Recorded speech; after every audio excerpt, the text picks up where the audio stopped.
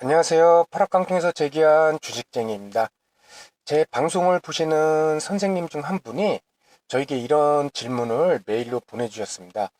방송에서 제가 차트를 펼쳐놓고 말씀을 드릴 때 이렇게 복잡하게 이렇게 수많은 이평선들, 이동평균선들을 이렇게 차트에 설정을 해놨는데 이게 과연 어떤 도움이 돼서 이렇게 해놓은 건지 이런 질문을 주셨습니다. 저 또한 초반에는 주식 투자를 한 지 얼마 안 됐을 때는 우리가 흔히 중요하다고 보는 이평선들 5일선, 11선, 21선, 61선 한 요 정도만 이렇게 차트에 설정을 해놓고 이렇게 차트를 봤었는데요. 그런데 종목을 계속 보니까는 우리 여기 화면에 나온 것처럼 이 종목은 이녹스 첨단 소재라는 종목인데 화면에 나온 것처럼 이렇게 유사한 가격대에서 이렇게 하락이 멈추고 상승하고 하락이 멈추고 상승하고 이렇게 종목들이 계속 이런 종목들이 보이는 것입니다. 그렇다면은 이 부위에 어떤 지지가 되길래 어떤 기준점이 있길래 이런 모습을 보일까 거기에 대해서 좀 생각을 많이 했고 그것을 찾으려고 이런 이평선들을 보면서 거기에서 힌트를 얻어서 그렇다면은 이 부위에 우리가 흔히 사용하지 않는 그런 이평선들을 막 설정을 해 보면은 그런 특정 이평선들이 나오지 않을까 이런 생각을 해봤습니다. 그래서 이 이녹스 첨단 소재라는 종목도 이 이평선 240일 이평선을 한번 추가를 해보도록 하겠습니다. 추가를 해서 이렇게 미리 보기를 누르면은 이렇게 우리 선생님들 보시듯 240일 이동평균선을 이렇게 추가를 했더니 이렇게 노란 부위에 딱 정확히 이렇게 240일 이동평균선이 생성이 됐고 이 이동 241 이동평균선을 지지를 해서 재차 상승하는 이렇게 세 번의 지지를 하는 것을 보실 수 있을 것입니다. 그런데 이 종목별로 이렇게 특정 이동평균선을 지지를 하는 게 이게 종목별로 다 다르더라고요. 어떤 종목은 241선, 어떤 종목은 121선. 그 말은 어떤 특정한 기준이 있다기보다는 그 종목이 움직임에 있어서 그 종목만의 특성, 즉 그 종목에 누군가 어떤 서로 상호 간의 암묵적인 동의하에 이런 이평선에서 지지를 해서 상승을 하거나 또는 이렇게 다시 재차 하락하는 것이 아닌가 이런 생각을 하고 있습니다. 그래서 다음 종목을 한번 더 보도록 하겠습니다. 디오라는 종목입니다. 디오라는 종목도 제가 한번 여기 클릭을 해보겠습니다. 이평선을 클릭을 했더니 지금 이 이평선, 이 지지점이 있는 이 이평선은 여기 보시면 한번 눌러보면은 이 화면에 나오죠. 121선입니다. 이 121선을 만약에 이평선을 여기 차트에 설정하지 않았다면은 이 지점, 1차 지점, 2차 지점을 예상하는 게 좀 어려웠을 것입니다. 하지만 120일 이평선을 차트에 설정을 해놨다면은 1차적으로 120일 이평선에 지지를 했다면은 이 두 번째 위치 120일 이평선에서 우리는 1차 때 120일 이평선을 지지했군. 그러면 두 번째도 이 120일 이평선에서 다시 이렇게 반등이 나올 수 있지 않을까 이런 것을 예상을 해 볼 수 있다는 것입니다. 다음 종목 한 번 더 보겠습니다. 일진 다이아입니다. 이것은 우리 제 방송을 보시는 선생님들을 하도 많이 들으셔서 아실 겁니다. 361선 노란선이죠. 제가 중요해 갖고 이렇게 굵게 해놓은 건데요. 월봉의 21선. 이 361선은 아마 선생님들도 잘 아시다시피 이렇게 계속 지지를 해주고 있습니다. 361선을 기준으로.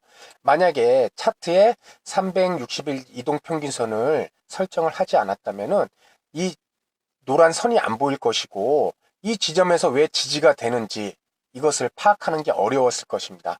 그래서 지금 2019년 5월달, 6월달, 8월달 월봉을 한번 보겠습니다. 정확하게 이렇게 20일 이평선 5월달, 6월달, 그렇죠. 이 검은색, 월봉의 검은색 선이 20일 이평선입니다. 정확히 세 부분이 일치가 되죠. 월봉의 21선은 일봉에 361선이다. 아마 우리 선생님들 이거 하도 들어서 이제는 다 설정을 해놨을 거라고 생각이 됩니다. 그렇지만 재차 여기서 하락할 때 361선이 아니라 이렇게 또 두 번의 이동 평균선이 한 번에 지지가 있고 두 번째 또 지지가 나왔습니다. 그 이동 평균선을 한번 눌러보겠습니다. 봤더니 241선입니다. 다시 말해서 이 차트에 저처럼 241 이동 평균선을 설정을 해 놓으셨다면은 361선에서 세 번의 지지와 이어서 241선에서 첫 번째 지지가 나왔습니다. 그러면은 241 이동평균선에서 두 번째 지지도 한번 나올 수 있지 않을까, 이런 생각을 해보실 수 있다는 것입니다. 그래서 241선을 지지했고, 다음 효성화학이라는 종목도 한번 보도록 하겠습니다. 효성화학이라는 종목도 한번 제가 특정 이평선을 눌러보도록 하겠습니다. 이렇게 눌렀을 때 요 이평선입니다.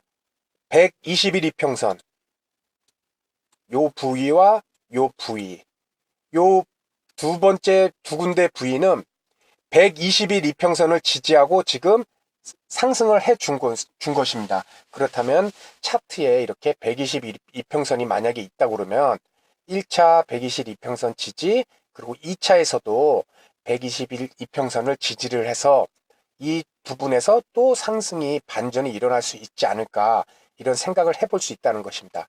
다음은 유비케어라는 종목입니다. 한눈에 이제는 딱 보이시죠? 이 이평선입니다. 241 이평선을 지금 세 번째 지지를 하고 있습니다. 한 번, 두 번, 세 번. 그래서 차트에 241 이평선이 있다면은 이 부위에서 하락을 멈출 수 있는 지지 이평선으로 우리는 활용할 수 있다는 것입니다. 그리고 마지막 종목, 액트라는 종목입니다.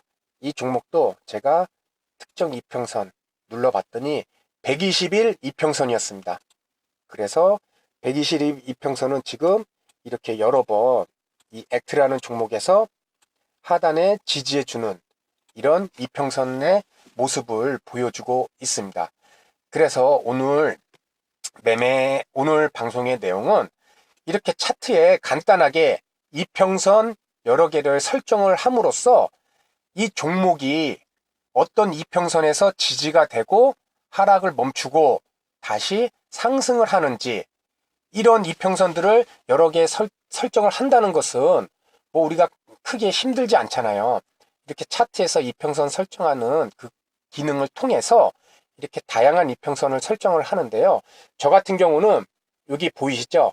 먼저 5일선, 그리고 11선, 15일선, 21선, 31선, 60, 90, 120, 240, 그리고 중요한 360, 480, 541선. 어우, 참 많죠.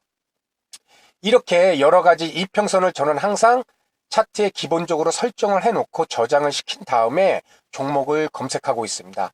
그럴 때 이렇게 특정 부위, 어떤 종목은 241선, 어떤 종목은 121선, 어떤 종목은 361선, 또 어떤 종목은 481선, 이런 부위에서 지지가 되는 그런 모습이 나온다는 것입니다. 그래서 우리 선생님들도 오늘 방송에서 들으신 내용, 아주 간단한 팁이지만은 이평선에 이렇게 차트에 이렇게 이평선을 여러 개 설정을 해놓고 종목을 검색할 시 우리가 그 종목이 어디 지점에서 첫 번째, 두 번째 있었으면 세 번째에서도 지지가 이루어질 수 있지 않을까, 이런 예상을 해볼 수 있다는 것입니다. 그래서 오늘은 차트의 간단한 이평선, 다양한 이평선 설정만으로도 이렇게 종목에 반전을 일으키는, 지지가 되는 그런 지점을 활용하는 방법에 대해서 말씀을 드렸습니다. 우리 선생님들도 이 방송 끝나시면은 아주 간단하니까는 바로 이렇게 이평선들을 한번 여러 개 설정을 해 보시고, 그리고 이 종목들이 어떠한 위치에서 지지가 되는지 또 여러 종목들도 한번 관찰을 해 보셔서 이 이평선들을 또 새롭게 활용을 해 보시기 바랍니다. 그럼 오늘 방송은 여기서 마치고요.